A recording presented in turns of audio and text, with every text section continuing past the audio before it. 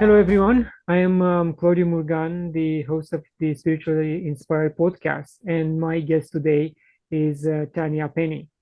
Tanya is an intuitive guide, divine channel, healer, and author of Connect to the Divine You book and journal. She teaches, empowers, and supports you to fully love and be yourself, heal your body and past trauma, and wake up to the powerful co creator that you are by using her mind, body, spirit methodology. For 25 years, Tanya experienced anxiety, depression, pain, and had issues with weight eating disorders. In 2004, she was diagnosed with multiple sclerosis.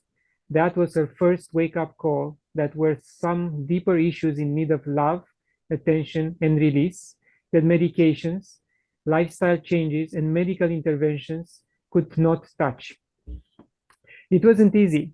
She had to peel back the layers and really look into herself. And it wasn't quick, it took years, but she healed. Tanya believes there is a place and a time for Western medicine. But if you are 100% committed to healing all areas of your life, then it is time to tap into your soul's journey as well. Now, she teaches the therapeutic meditation process and the 10 keys to a vibrant body and abundant life, trusting that they will find their way into the hearts and lives of those who need it and are ready to go deeper on their journey. Tanya, thank you for joining me today. Thank you so much for having me. I'm excited for our conversation today.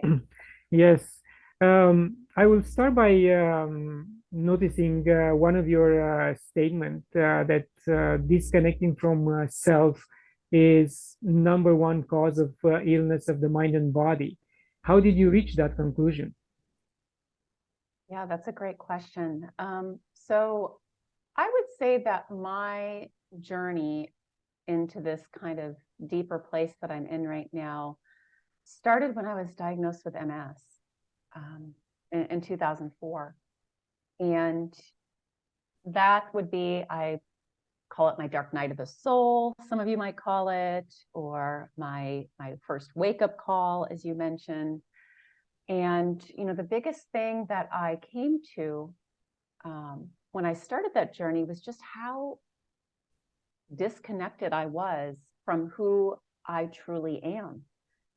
And that is everything from what I felt, right? My emotions, to what I really wanted in life, right? Compared to what everybody else told me I should want, what my parents thought I should want, what society thought I should want, to the disconnection.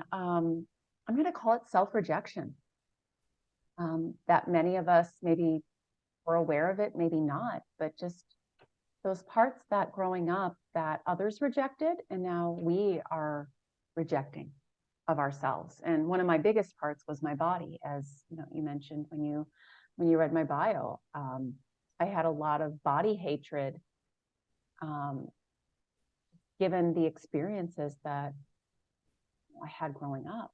And I know that a lot of other people, especially women, I know men experience it too, but we all have rejection of these parts of ourselves. And one of the big ones, I think, is of the body. So, yeah, so I think because of these past experiences, we have disconnected from these past, quote unquote, negative experiences that we've had growing up. And some people might call them traumas. Some people might call them wounds, kind of whatever word you want to use. But ultimately, these experiences have caused us to be disconnected. And then you're going to get a wake-up call at some point, like I did. I think a lot of my clients get, I don't know about you and the people that you work with, but a lot of my clients get a wake-up call through having an illness, like I did. And this causes us to go deeper. And you mentioned also the side effect of the medication for the multiple sclerosis and how harsh that was on your body. But you are one of those that for doctors are considered a lost cause. And in spite of the dreadful feelings, you came back, and you are not the only one. There are many like you. So, in spite of so many success stories, why do you think doctors are still disregarding this type of holistic approach to wellness and health? Well, And the it's medical because, system in general, I mean, yes. yeah. And, I was in, so by degree, I'm an occupational therapist. So I was in the Western medical system when I was diagnosed. And, the first 3 years I did use, and I'm not saying to anyone out there to not use Western medicine, right? Like there is a time and a place for it. And those of us who are similar to myself, we are going to be called to go deeper, right? So still to this day, there is no MS medication that they say that can completely heal you, right? And at the time when I was diagnosed in 2004, it was only 30% effective, right? And the side effects were awful. But really the short answer is, I think they are coming around, especially for those of us that are here now being the bridge. By 2010, the MS for me was gone. And my neurologist at the time was, of course, surprised. And she's like, well, what did you do? And I was like, well, it's kind of a long story. Why don't you go to my website? Because I started to realize I was called. One of the reasons my soul called for this experience was to share it with others and be the bridge to Western medicine. Right. So I think doctors now are coming around more than they were back in 2004. In 2010, when I was considered completely healed, all the lesions, I had 80 lesions in my brain, and they were gone as of 2010. And it woke my neurologist up. She actually started sending me people, right, to work with. And so I do believe, I mean, it's a great question, but why? The answer is because that's what they were taught. And I do think that is shifting right now on the planet. And it has been for some time, but I think at this point, it's getting really strong right now, that they're acknowledging, Western medicine is acknowledging it's not just, something out of our control, that there is a root mind, body, spirit cause to every single illness. So in other words, yeah, sooner rather than later, they will have to acknowledge it and embrace it somehow. I think they are, and I think a lot of times, I feel a lot of times it's when they go through their own dark night of the soul, right? When they go through their own illness, they're going to start realizing that, oh my God, this isn't working, right? Like just Western medicine doesn't work.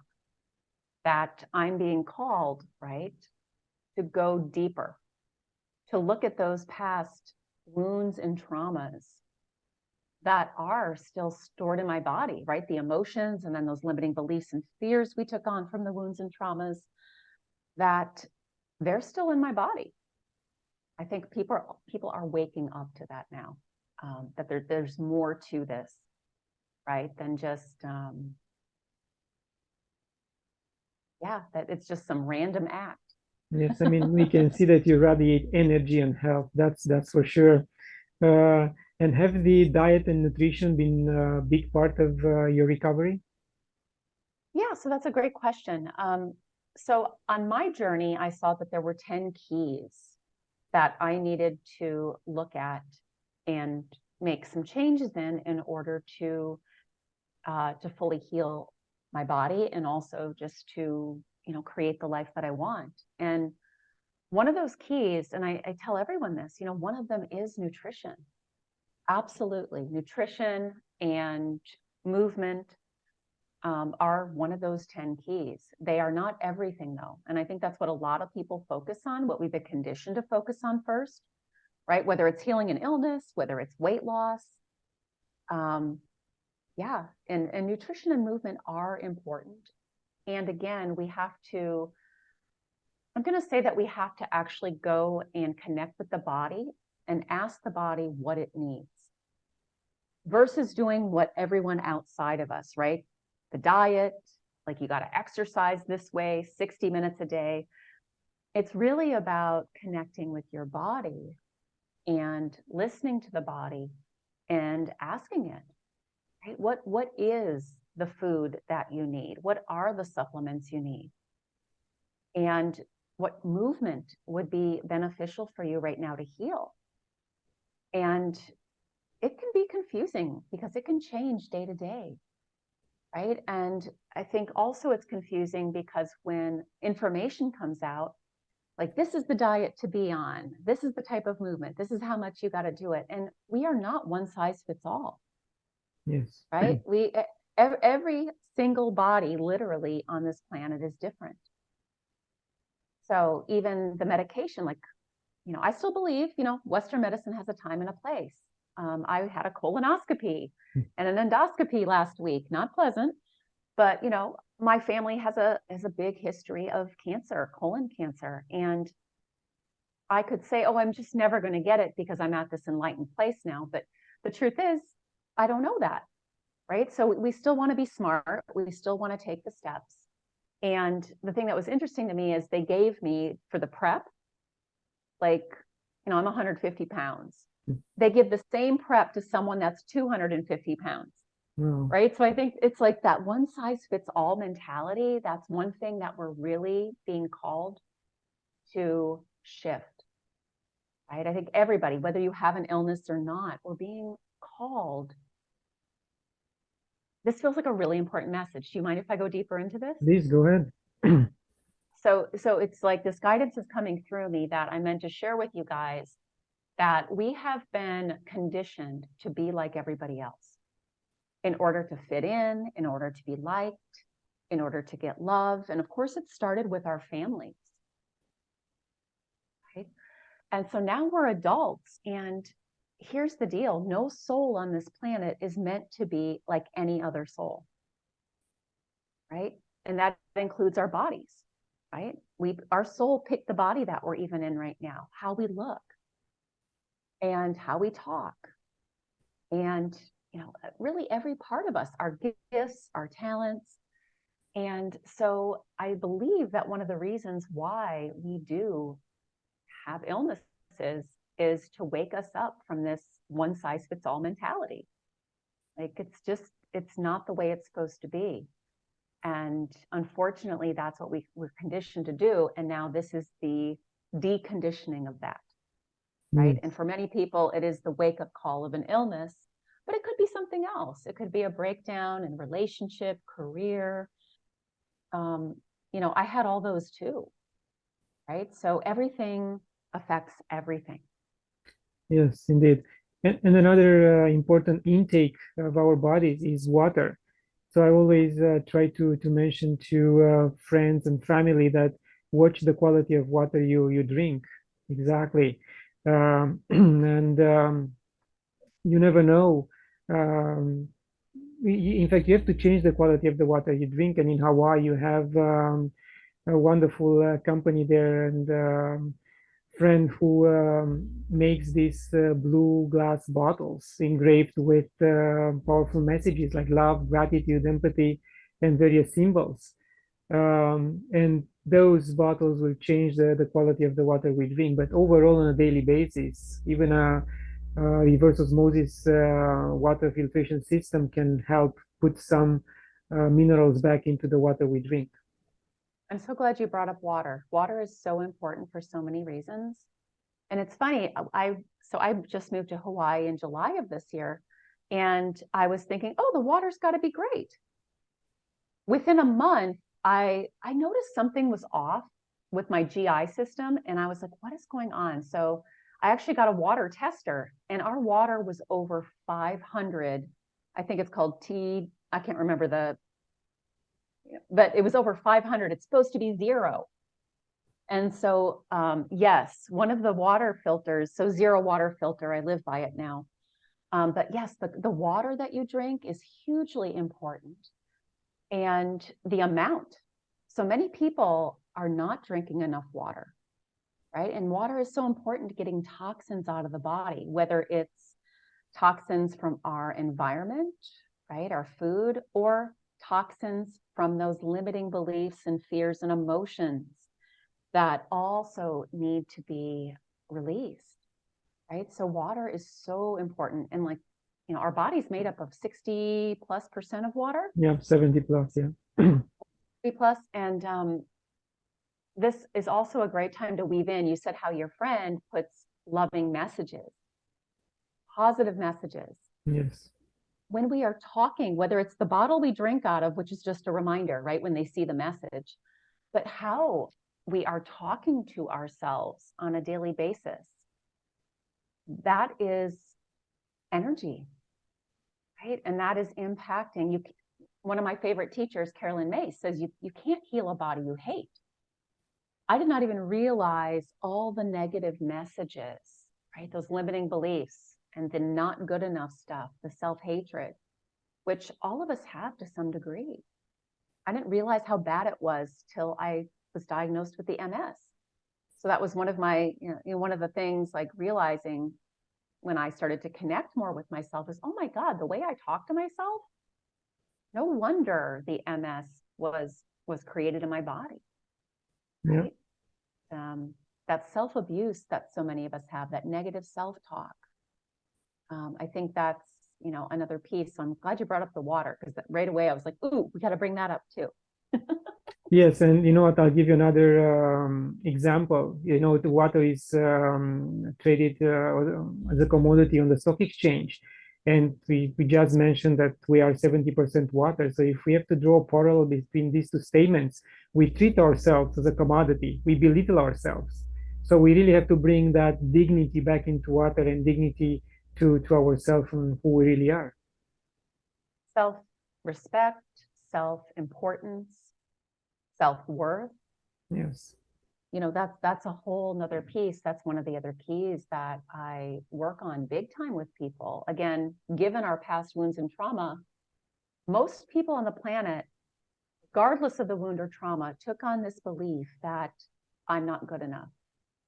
I'm not lovable. I'm not worthwhile. And if you hold that belief, even 5%, the way that you talk to yourself, the actions you take, the way that you treat yourself and allow others to treat you is going to reflect that. Right? So, if there was one thing right now that, if you said, what is the one thing that the MS taught you, right? And that you want to share with everyone, it's the power of that self-acceptance and love, and releasing that self-judgment, because it drives all of our actions, our words, our thoughts, our actions. It really, really all comes back to that, is shifting that belief and healing whatever wound that was that caused that. And many of us have lots of wounds that added, right? That kept building the not good enough block tower that most of us have right now that we're knocking down. Yes, thank you for sharing. Tanya, you confess that what stopped you from taking at one point the MS medication was a voice in your head. Do you still communicate with that voice? Have that voice been identified in a way with a label, a name? Yeah, that's a great question. When I was diagnosed with the MS, I would say at that point I was 29 years old, and I'm 47 now. I did not believe. I grew up Catholic, and it wasn't for me a very positive experience. I know for some of you maybe that are Catholic or Christian, it is a positive experience. So I'm not, putting that down. But for me, it was not a positive experience. There was a lot of judgment, punishment, that kind of thing. And so when I turned 18, I was like, I want nothing to do with that. And at that point in my life, I did not know that there was another option. I had never heard of spirituality, right? I didn't know religion and spirituality didn't need to be the same thing. So I went without a belief that there was something bigger than me for a very long time, until that was one of the gifts that the MS brought me, is that all of a sudden I had this voice. It was about 3 years after I was diagnosed in 2004. In 2007, I went to give myself a shot of the MS medication that I took every other day. And it wasn't pleasant. It was like I had the flu for 24 hours every time I took it. It was awful. I couldn't do much. Wasn't helping at that point anyways. And I went to give myself the shot of medication, and I heard this voice. And it said, put down the medicine. We are going to show you a different way. And I don't know why I listened. Like at the time, I did not believe in anything. But I did. I listened. And I put down the medication. I told my husband at the time, I told my neurologist, like, I'm not going to take this medication anymore. And it was really tough. Nobody, except some of my alternative healers at the time, were supportive of that. And I would say from that point on, I just started to, I didn't know I was doing it, but I started to go deeper into connecting with something bigger. First, I called it nature, like I couldn't do the G word. Now I'm fine with God and Jesus and Mother Mary. And, I have a really big divine team, something bigger team, and higher levels are what I call them now. And so it has expanded quite a bit since 2007. And I'm really grateful for the MS and, just all the other experiences I've had since then that have called me to go to this deeper level of, and I've just recently, which is why this interview is so perfect right now, I just went through another huge upgrade with my team and with just trusting. Because we can intellectually say we believe something. Yes. I don't know if you experience this as well, but we can intellectually say, I know I'm supported. I know I have this something bigger, higher level, whatever you call it, God, Buddha, I know I have this like support from something bigger than me, but yet to fully embody it, I think that is one of our, besides self-love, this is one of our biggest lessons, challenges, I don't know, whatever you want to call it, in this life, is remembering and fully feeling and embodying and just knowing at the deepest part of our core that we are so loved and supported. Like sometimes it makes it, like lately it makes me want to cry thinking about it. Like coming from a place as a child where I felt no love and support, right? Growing up with an alcoholic father, sexual abuse, mother that was mentally ill, undiagnosed, they're both kind of off in their own worlds. And when they're in my world, they're not very nice people. So I think a lot of us, that's another reason why we don't believe that we are so loved and supported, is because we didn't get that as children. And our parents really do represent that as children, don't they? Yes, indeed. And like other guests, they mentioned that we have to break through this shell, which we build upon layer since childhood. And we reach a stage in our life and an age where we have to break it open, let the love coming in, and then offer love and gratitude for what we receive. And I understand that it's very hard, especially for those who, like yourself, didn't have a happy childhood and a lot of pain and unhappy events. Yeah, I mean, it is. And yet it is one of the, this is one of my big teachings lately, is that remembering that we have a soul, number one, and that number two, we are powerful, right? I asked for my parents. right? My soul's journey, right? My soul chose all of the experiences I've had in this lifetime. So a big piece of us being able to move past this is to remember that even though we were victimized and had these, and I work with clients. I mean, my experience was not pleasant, but I actually work with clients who've had even less pleasant experiences than myself, right? Awful, awful things. But I think one of the things that we're meant to embody and that pulls us through is remembering that we are a powerful soul that has chosen everyone and everything in our life. Number one. Number two, stepping in and learning how to be that divine parent. I call it the divine parent, the divine mother and father that most of us didn't have. And stepping in and being that for ourselves now, right? So showing up for that wounded human part of us. So we have our soul part, we've got our human part. And so if we can come in with the strength of knowing that we chose everything, but then also showing up and supporting that wounded part of us to heal. I mean, those are our two biggest, besides the self-love and acceptance piece, right? That these are the two pieces that, I think really need to be focused on right now. I wish they taught it in school, right? They don't Not teach us yet. in school a lot of things. Not yet.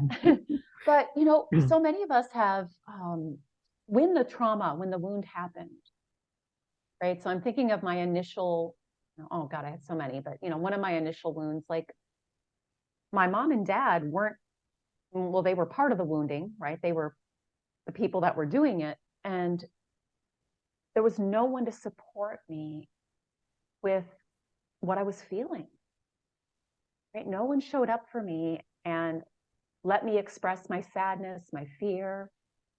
So what do you think happens? We store it in our bodies, Yeah. right? Along with the limiting belief or fear that we picked up along with the wound. And so when I say show up as that divine parent for yourself, one of the things that I've had to learn and that I teach my clients to do is emotionally, right? To be able to show up for that part of you emotionally and to validate the emotions, right? To acknowledge the emotions, to validate them, to really allow yourself to feel it. Because unless you do that, like we can talk spirituality all day long, we can talk soul all day long, but until you really feel in your body, and that's going to be hard for a lot of us. I disassociated from my body from a very young age, and the MS actually brought me back in my body. The weight issues brought me back in my body, right? The pain that I felt, the GI issues that I experienced, like all of it forced me to be in my body. So I think that's going to be true for a lot of you listening to this. So like, just know that that's why the physical stuff has maybe felt so bad, is it was meant to bring you back in your body. And so you could finally feel and release that wound, that trauma, right? That fear that's stuck in your body, that anger, that shock that we could not deal with when we were 2 or 6 or 8 or 10 or 29, right? Like a lot of us learn how to do this, and it's never too late. I mean, I have clients that are in their 70s, and it's just never too late, right? We're all on a different journey. We all have a different timeline as to when we're going to wake up. Yes, and as parents, all we can do is to eliminate trauma from our children's life and try to understand them and address the issues you just mentioned. And if they have a better start in life, at least they might be trauma they will accumulate at the different stages in their life, but at least is not initiated during childhood and because of us. And that I think will still alleviate some of their long-term potentially issues. Yeah, I'm glad that you brought that up. I actually just had a client before this interview, and I believe he's in his 40s, and we were working on he has potential throat cancer. And so he wants to take care of it right before he goes and gets his biopsies. So we've been working on healing the wounds that have been stuck, in his throat. The wounds, throat chakra has to do with self-expression, expressing your truth. And he was sent away at a very young age because he was sick. And as a young child, we don't know we make up things because we're not told, and we don't know why, we don't understand. And so we worked on healing that. And then at the end of the session, he said, oh my God, I had so much deeper clarity. Like, I'm doing the same thing to my son that my parents did to me. Right? It looked different, but it's the same thing. His son would express sadness and he would shut him down. And he's like, oh my God, I need to stop doing that. Right? I need to let him express his sadness. Otherwise, he's going to grow up and just be just like me, like with the same issues I have. So yes, as we're waking up, and again, please don't judge yourself or beat up on yourself for any negative stuff that your children have gone through. Because again, their soul asked for you to be their parent, asked for every single experience they've had with you up until this point. But the cool thing is, like you said, is now that we're waking up, and I do work with a lot of people that want to be parents, they're like, please help me take care of my wounds before I have children, so I don't carry on, right, that ancestral pattern, because that's what it is. Yes. Right. So really, any illness, anything is an ancestral pattern that's been passed down, and or it's been from a past life, right? Brought forward from a past life. So yeah, as we wake up, so I guess that's the beauty of this, is the sooner we wake up and do this work, then we're able to share that and offer that to our children. But again, don't beat yourself up, right? That's the last thing we want to do. Yes. Back to water stuff is beat ourselves up for anything, right? This is all a beautiful, like, everything has exactly happened the way it's meant to, as part of your soul's plan, as part of your soul's journey. So that self-criticism's got to stop. Yes, right? and Just it's sad. be grateful that you woke up when you did. Exactly. And it's said that in today's society, we don't have time, or we don't want to take time to address these wounds, and we think that they are trivial. And I know at 50 there is no point in, or 60, or even 45 is no point in doing that. But as you said, you have clients which are 70 and they want to have a much more positive end of life, or live a much smoother life towards the end of it, just because they understand these problems and they eliminate the trauma. So I don't think it, as you mentioned, it's not late at any point in your life to address it, because you are going to transition to a new life, and why do you want to carry all this baggage with you in the next one? Oh, bingo. I just got the chills when you said that. So yeah, we are here. Everyone who is alive and listening to this right now, whether, whenever you're listening to this, we all chose to come to this planet right now at this time in life because we have the opportunity to clear out as much as possible. I mean, there is so much divine support right now. And yeah, we don't want to carry it forward to another lifetime. So we are here to clear out as much as possible in this lifetime. Guilt, shame, blame, anger at ourselves and others. I mean, that is truly one of the biggest reasons that we chose to be here at this time, because it is such a powerful time to be able to do that. We are so supported to do that. So yeah, what's that saying? An old dog can't learn new tricks. Like, that is such crap. Like, literally, it doesn't matter how old you are. And one of the other things I'm really seeing is people that are younger are starting earlier. And I say earlier because I was in my late 20s. I mean, I'm getting clients now in their early 20s. It's like, holy cow, like, it's amazing. And then I have people that are, yeah, like my grandparents' age. that are waking up right before they leave the planet and clearing out more of their stuff. So when they come back, if we choose to come back, right, in another life, it's our choice. If we choose to be on the physical planet again, but that we come back and we're not carrying as much baggage. Like, isn't that exciting? Like, if you can remember every trigger you have right now in your life has been put there for you to clear out. So a trigger is just bringing an awareness to you that there's more gunk to be cleared out. Yes. Right? So when you get triggered, you want to ask yourself, oh, I wonder what wound this is connected to from my past. And yay, how can I? I mean, it doesn't feel like yay when you're in it, but here's the thing, our soul is very excited for this stuff. Like, it enjoys this. Our human part, not so much. But if we can, that's why if we can stay connected to both, that it's easier to move through our triggers. It's easier to heal these wounds that we're here to, to heal on a deeper level. And I wish there wasn't so many levels, but, as I shared in an email with you, like, I was healed with MS in 2010. For 8 years, I had triggers, I had things, but 2018 brought me to my knees again. I had another dark night, my second awakening, I'm going to call it, which I'm just at the end of now and coming out of my cocoon.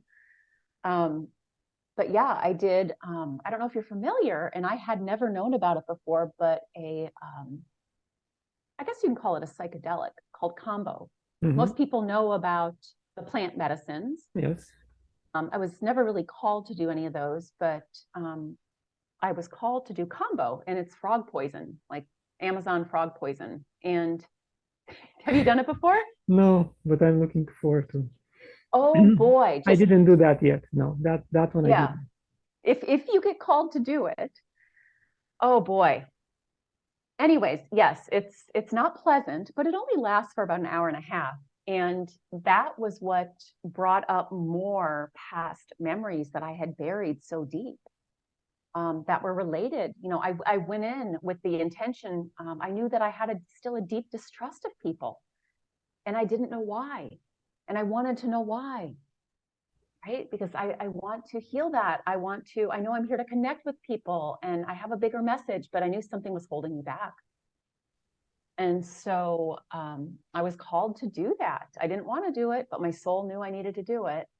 And that's where the awful memories came up from childhood with sexual abuse with my father, and then betrayal of an abuse of my mother. And that took me down, a whole nother deeper. And again, when I was in the middle of it, man, it sucked. Right? I mean, there were times even that I was like, I can't do this anymore. It feels so bad. I just want to end my life. And then I was like, no, we can't end our life yet because we've come so far. We don't want to give up now and have to come back and relive all this shit again. So for those of you that are going, and I'm sharing this because I want those of you that are going through something really bad right now, please just remember it is part of your journey and you're going to get through it. Like, don't stop now. Like, the only way forward is through it. And I think a lot of us, when we have, again, these really painful emotions and memories come up, that child part of us couldn't handle it. That's why we repressed it, right? That's why we stuffed it. But now, remember, you are a powerful adult. You're a powerful soul.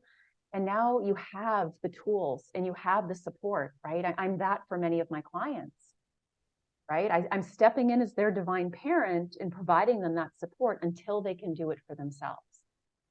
So I think that's really important to help you through it, right? Is that now you're capable, now you have the tools, now you have the support. And so many of us, you've heard the term wounded healer, yeah? Yes. Yeah, so I think a lot of people probably listening to this fall into that wounded healer archetype.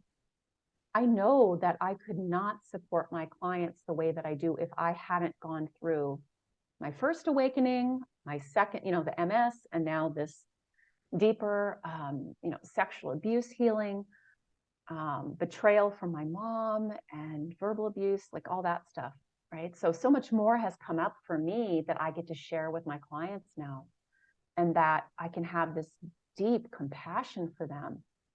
And they say you can only be with someone's emotion as much as you can be with your own. Yes. Right? Well, I mean, so I can really sit with some really bad stuff because I've done it for myself. Right? So everybody here, you're probably meant to do that for yourself so you can do it with other people.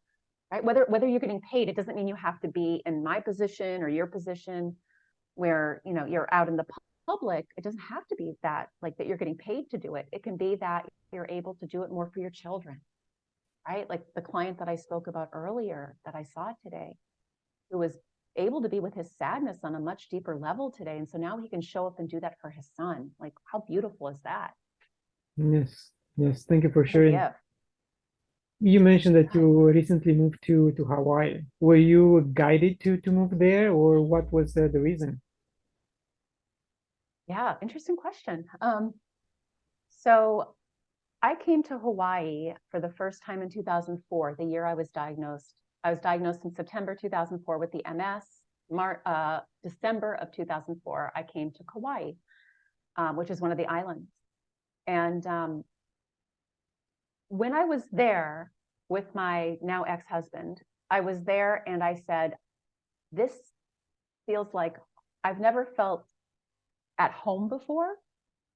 Like, I grew up in Wisconsin, and I grew up with, I told you kind of some of my family history, like that did not feel like home. Yeah. I have moved around to Arizona and Idaho and California and Florida and Montana. I've been searching for home, but I remembered in 2004, I felt home. And I even said to my ex-husband, now ex-husband, I said, I think I'm to live here. And he said, oh no, that's not possible to live in Hawaii. Like, that's just not possible. And so since 2004, I've come every year, 1 to 2 times a year. I hold retreats here for my clients. And last March, this just 2022, me and my new partner were flying home from my birthday trip in Maui. And we both looked at each other and we were like, why don't we just move here? I'm like, we can both do our jobs. Like, he's a golf course management. They've got tons of golf courses here. My work is virtual. Plus I do some occupational therapy part-time to bridge Western medicine with what I do. And so, yeah, we were both guided. I mean, I've always been guided to live here, but I was just never with the right person. Mm-hmm. And again, it's divine timing, like when we're meant to. And then once we decided that, it happened really fast. Like, everything just kind of unfolded. He got job interviews, a house, a place fell into place, a vehicle, like everything just, weirdly enough, when you follow your soul's guidance, you're going to be supported in the biggest ways. Like, when you're meant to do something because everything falls into place. It's relatively easy. Right? Like, I mean, we still had to sell everything, or we chose to sell everything, but yeah, there were steps to take, but yeah. And since we've been here, it's, I mean, a deeper healing has occurred here as well. I didn't know this, and maybe you did. All of the islands correspond with a chakra. Did you know that? No. I did not know that till I moved here. And one of the healers here that I started to work with, because I had so one of the things that happened when I moved here is my deep wound of feeling alone in the world, because I live on an island, right? We didn't know anybody here, just me and my partner. Like, my deep wound of feeling alone in the world, like I did as a child, came up so deep. I got such a bad sinus infection. My back gave out. Back has to do with support, right? From a mind-body healing perspective. And yeah, it was crazy. So I realized I'm on the island of the root chakra. the big island. That is the island of the root chakra. One of my healers brought that to my attention. I was like, holy cow. So of course, all my deeper root issues, right? Not feeling like I belong, not feeling supported, feeling alone in the world, going to come up. And so, yeah, that was not pleasant, but I knew what was happening. Yeah. Right. So as you grow in this awareness, like when things happen like that, it doesn't feel good, but you know that it's happening for a reason and that you're going to get through it. Mm. Right. It's a deeper release. So I'm so glad you brought up Hawaii. And in fact, I want to ask you a question which I ask all my guests who live in Hawaii. Have you met Pele, the spirit of the island, or her manifestation any way up to now? Yeah. So my island is Pele, and the goddess of desire. And believe it or not, I don't know not everyone watches the news or this part of the world, but it just erupted. It has not erupted since the 80s. Yes. So she just erupted a week ago today. And even before that, I was really feeling, so ever since I moved here in July, the seismic activity of the volcano has increased every day, up to 100 earthquakes a day. So there is no coincidence, I don't think, right, that I'm here right now on the island at this time. So yes, I connect with Pele, talk to Pele, ask for her support. Yeah, even before the eruption. But since then, it's like, holy cow. And my guidance has erupted even more this past week, and like to take action on it. So again, this is a very timely interview. Perfect. And Tanya, I'd like to go into your therapeutic meditation process. What exactly involves and how do you work with your clients?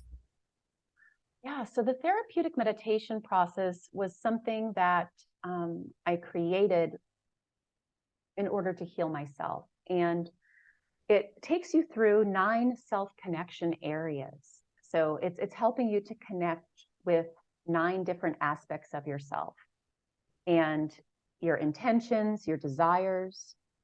It then comes into connecting with the body. First the breath, then the body, and listening to the messages your body has for you. Then it helps you to connect with emotions and feel, acknowledge, feel, and release them in a healthy way. It also helps you to work with those limiting beliefs and fears that you hold, and helps to shift those, right? So again, to show up for that part of you, that wounded part of you that has that limiting belief and fear, and then helps to plant that seed of truth. Like, what is true now? Right? What do you want to be true now? Because you know that we choose whatever, we can choose our beliefs. Yes. Right? We can choose to believe whatever we want, but most of us don't know that until we wake up, till now. And then it helps you to connect with your divinity, right? Your soul and your, what I call your divine team, your something bigger, your higher levels. So in a nutshell, it's guiding you through connecting with all those different areas, those different parts of yourself, accepting them, connecting with them, and then shifting anything, releasing anything that no longer serves you, right? So it's not serving you to hold on to anger. So your anger might have a really good message for you, right? And we need to validate it and acknowledge it, but we don't want to continue to hold on to it. Right? So I teach that no emotions are negative. We just don't want to keep holding them in the body because they're hurting the body, right? As they build up, they're hurting the body. And our limiting belief or a fear is not wrong or bad. It's just, do you want it? Do you want to continue to hold on to it? Right? Or would you like to change your reality? Because our beliefs create our reality, what we attract into our life now. Right? So a great example of that is, my dad was a cheater. And I didn't realize I held a belief that all men are cheaters. But of course, a man, right? Your father represents all men. Your mother represents all women, just the way it is. And I kept attracting men that were cheating on me. And I was like, what is going on here? And I was like, oh, I'm holding this belief. So it helps you to shift whatever belief, right, that you're wanting to shift, whatever fear you're wanting to shift. And so it's a really powerful tool. You don't have to sit like you can lay down, you can even fall asleep to it, because it works even better sometimes when you fall asleep. So it's different than a lot of other meditation. You can fall asleep. It's very restful. It's very energizing, and it works deeply on the subconscious. Mm-hmm. Right? So I think we need conscious tools, and I think oftentimes we need tools that also work on the subconscious, and either in even unconscious levels, right? Things that we don't even know that are lurking, right? So in a nutshell, that's that's what it does. And there's a guided meditation, and then you can use each one of the tools or areas separately as well. And my book, Connect with the Divine You, actually goes deeper into explaining the therapeutic meditation process for those of you that are interested. And I have a journal out that also helps with those. And journal number 2 is coming out with new daily affirmations and other stuff in it. So that might be a great resource for some of you who want to go deeper into that. Wonderful. And are you thinking of doing these methods and approaches in organizing retreats on the island, or you want to do it only online?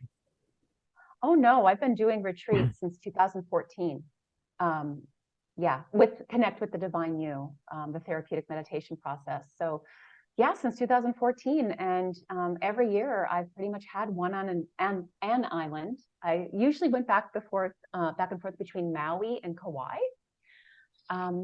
The next one is scheduled for Maui in April of next year, which is still during whale season. So that's another powerful, reason to come that time of year for the retreat. Is the whale energy is so healing. Right? It's just amazing to be in the water with them and hearing them, just like dolphins, right? They have huge healing energy. Yeah, glad you asked. And are you thinking of reaching out to the indigenous, shamans and wise people in order to include some of their knowledge into your programs as well? Absolutely.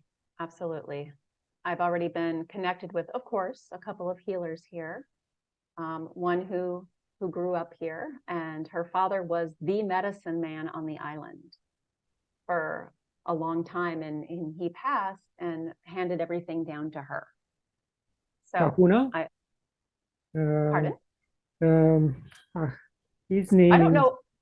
I yeah, don't know his name. Do you know his name? I didn't ask what his name was. Do it you was know a it? very famous one, which worked with Hank Wesselman for a number of years, and Hank and his wife. And I think he passed in 2014, maybe 2012, 2014, if I remember correctly, in a silly car accident. But he was the wise man of the island, so very Yeah. revered on that in that Island? yes. Wow. Okay, so you just gave me more information. Yeah, she didn't give me a lot of information, but just that, yeah, her grandfather had passed and left in his will her all the healing tools. And so yeah, it's been amazing. She's been a really big piece of my deeper healing on the island here for sure. And absolutely, I plan on incorporating at least having her do individual sessions with people if they want to when they come to the retreat. So she's a body worker. She's got lots of talents. So yeah, Very absolutely. nice, very nice. Tanya, we are approaching the end of the interview. Any final thoughts? If there was anything in this lifetime that your soul wanted you to, I guess, to know and to work on, is releasing all of that judgment of yourself. There are no mistakes. You can't do anything wrong. There are no failures. Like, there's no punishment. Like, so nothing, like some people are like, oh, I'm being punished. No, there's no punishment. And you have such a big team, and they just want you to ask for their help and to get out of your own way. Yes. And to add to what you said, we are not born in sin. And I think that's another important thought to ponder on and take it It forward. really is, because I know for myself, I was an oops, right? My parents, it was the first time they had sex. It was when they were teenagers, and then they were forced to get married. And for the longest time, I like carried this belief that I wasn't wanted. Right. And of course, then it's the I'm not good enough, right? I wasn't wanted. I was a mistake. There again, nobody's a mistake. It doesn't matter how you came into the planet, right? How you came onto the planet. All, and I think that's what we're getting back to, is releasing, right? Releasing all of that conditioning so that we can actually feel how divine we are, how loved we are, and just how supported we are. So that would be my ending message, is just, I hope you can I really want you to feel that in your body right now as an energetic transmission that I'm sending to you all. Thank you. Yeah, let it come into your heart, like breathe it in. Thank you very much. And for those who resonate with what Tanya said, please reach out to her. You'll have the link to her website on the description of the video. Tanya, thank you very much one more time.